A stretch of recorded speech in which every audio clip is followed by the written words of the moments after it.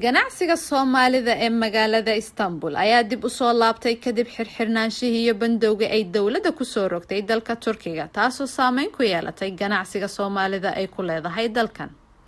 COVID-19 saameynta uu ku reebay ganacsiga wali waxa ay ka muuqataa xafiisyada ganacsiga, maqaayadaha iyo goobaha alaabaha laga raro, kuwaasoo dadka Soomaaliyeed ay aad uga shaqaystaan. منطقة اسطنبول ومقاعد كلية كتال مقالة اسطنبول دلكان تركيا ومقاعد وين الصوماليات طبعا الصوماليات مسكوكي مادين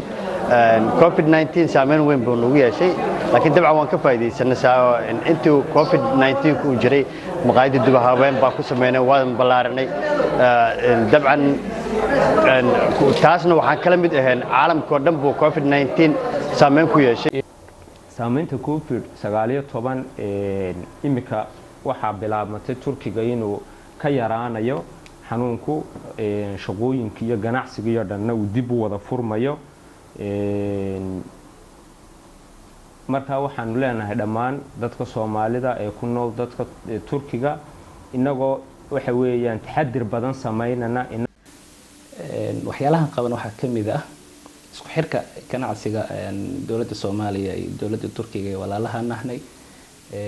waxa inta badan alaabahooda soo saarka ee Turkiga u qaadna wadanka East Africa ila Soomaaliya waxyaalaha qaban waxa kamid ah kaarkooga shipmentiga iyo arkarkooga waxyaalaha qaban oo kale waxa kamid ah fuudeenta qofka loo fuudeenayo adeeg ka sameysanayo alaabaha ka iibsanayo wadankan Turkiga wallahi corona umada dhan oo caalamka joogo saameeyay umada dhaqaalihi oo dhan oo wada saameeyay anaga gaar ahaan anaga waxa nagu saameeyay isku xirkii ganacsiga naga joogsaday sida wadamada kale oo ka joogsaday oo kale muddooyin ku dhawaad ilaa 3 bilood wax shaqo maanan hayn guryahan joognay oo bandowga laga onan ku jirnay anagoo raacayna tilaabaha wasaaradda caafimaadka ee wadankan Turkiga walaalaha nahnay haddana waxa moodaa inuu isfurfuraayo businesskii iyo adduunkii hadda isku dhex furmayaan gudoomiyaha ururka ganacsatada magaalada Istanbul oo la hadlay telefishinka 5TV xaruntiisa Turkiga ayaa sheegay in haatan wax walba ay caadi ku soo noqonayaan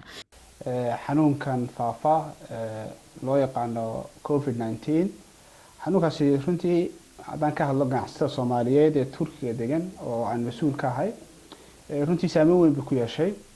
saameynta koowaad ku yeeshay waxa noqotay in isu socodkii gobolada la xiray isla markaana in la xiray in la isku yimaado oo xafiisyadii la furo muddo 3 bilood ah waxa xidhnaa dhamaan xafiisyada hoteelada maartay kulli maartay meelaha la isku yimaado kulligood waxay xidhnaayeen runtii saameyn aad u weyn ayay ku yeelatay ganacsatada Soomaaliyeed ee Istanbul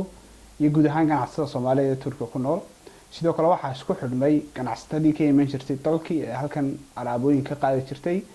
dalkeenii hooyo geyn jirtay iyaguna runtii saameyn ku yeesheen waxa jirtay qolooyin ganacsatada iyaguna halkan joogay oo ku adkaatay inay dalka iyaguna ku noqdaan iyaguna saameyn ku yeeshay runtii waxa weeyaan talaabo fiican baan intaa qaadanay inaan la socono ganacsatada xanibaadaha iyo dhibaatooyinka saaran Faadma Cabdiraxmaan Daahir 5TV Istanbul.